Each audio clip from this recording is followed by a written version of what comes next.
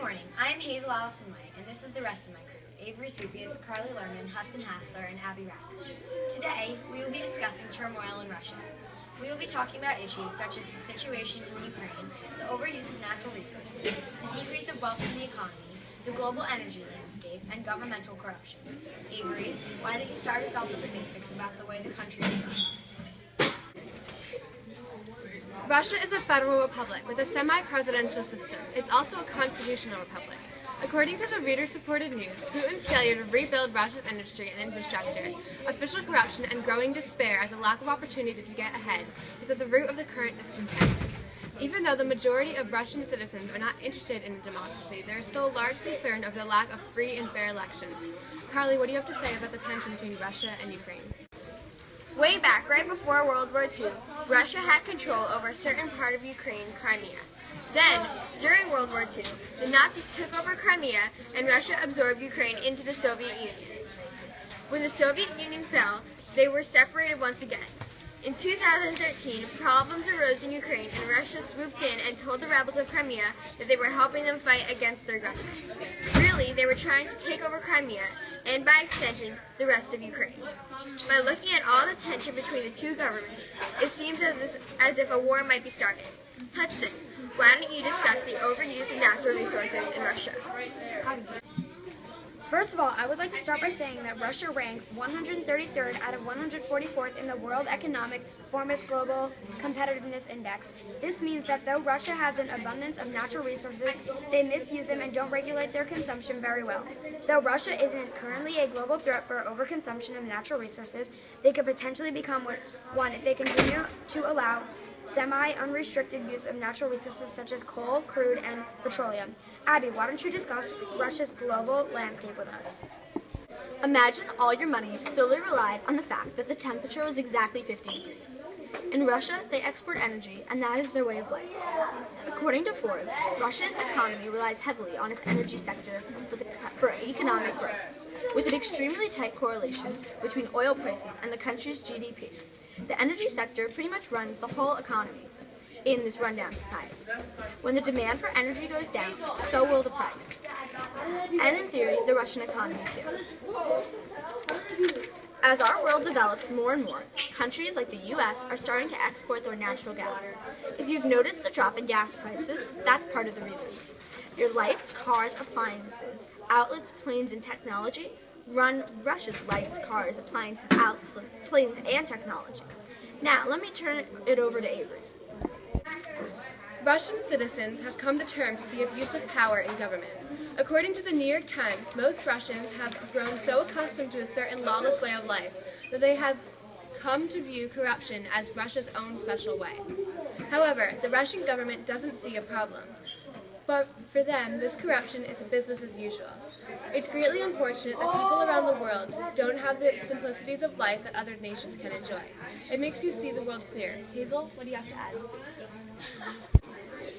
Governmental corruption in Russia is a very significant issue that impacts Russian citizens' everyday lives. Russia is currently ranked 127th out of 144 countries in the amount of government corruption that they have. Though technically this is an improvement, since they were 143rd, only to North Korea, in 2011, this is still very disturbing. Russia was in 90th place, but when Vladimir Putin took over, they dropped back to 126th. Also, studies show that the amount of bribery between government groups and officials has risen quite a lot in the past 5 years. In fact, the average bribe has increased 26% since 2011. Abby, would you like to discuss the methods of solving the corruption problems Russia faces? Though there are few methods that lead to Russia living free of governmental corruption, some of them are restoring competition, significant anti-corruption actions, and bureaucratic improvements. About restoring competition, some liberal members of the opposition believe that in order to effectively fight corruption, competition must be restored in 5 key spheres: the economy, which must be kept independent from the state, the judiciary, the media, the civil society, and the political sphere. Bureaucratic improvements is another method that includes administrative reforms, such as implementing electronic document management systems and using other methods to optimize interaction between bureaucratic and between state and citizens. This might help to eradicate corruption. Lastly, specific anti-corruption actions are being taken into effect. According to the supporters of this approach, some specific anti-corruption measures which other countries have successfully implemented, such as publicly releasing the income and real estate assists of public officials and executives and imposing high fines, might help to combat corruption in Russia.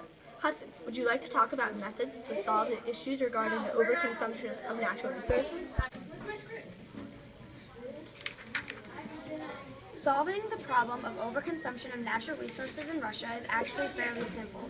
Really, the government just needs to more closely monitor the private companies that use the most coal, petroleum, and crude and limit their usage. Carly, why don't you discuss the methods of solving Russia's serious issues with Ukraine? In my opinion, Russia just needs to back out of Ukraine and stay uninvolved. Russia has dug a pretty deep hole for themselves there by making enemies of both the Ukrainian government and then the rebels. It would definitely be best for them to stay out of it from now on. It was an unnecessary war for them to be in the first place. And now that they made it worse, Russia is in trouble with the Ukrainian government and to stay away for a long time. Crimea is not Russia's land to take, so they need to stop trying. Hazel, can you tell us how Russia might solve the problem of decrease in wealth of their economy? In order for Russia's economic difficulties to end, they need other countries to require their products, mostly oil, more. Other countries around the world have been relying on Russia much less for oil lately, and it's causing Russia's economy to lose lots of money very quickly. President Putin, however, has tried to keep this matter on the down low, not wanting Russia to seem like a weakling in the European Union. Because of this, other countries are less inclined to provide them with financial aid, and Russia is just falling into deeper trouble. If they're going to escape their financial issues, they need to make stronger international bonds and start providing more popular products and resources. Abby, would you like to present us with a solution for Russia's global energy landscape issues? Well, as I said earlier, Russia relies so heavily on the other nations' need for energy that it's become a problem now that other nations can provide their own energy. Russia needs to find a new way to provide for itself. This report concludes that while there are some positives occurring in the Russian economy, overall it has grown fragile. Russia's weakness is linked to two related dynamics. First, due to its strong reliance on energy exports, Russia is more affected than other countries by fluctuations in the global economy. Any slowdown in global demand or change in the global energy landscape directly affects Russia's checkbook. Second, the complex interactions between the inflow of energy revenues, the quality of its domestic institutions, and the dynamics of social cohesion have created barriers in the quest to fully develop the country's physical and human resources. This combination could be a key impediment to Russia's future economic development, given that these resources are the country's most important assets. While Russia deals with the disdain from other countries, the situation in Ukraine, and all the governmental corruption, they somewhat maintain the image of a proud nation and they once were. That is surely what we will strive to be again. And Hudson Hassler signing off.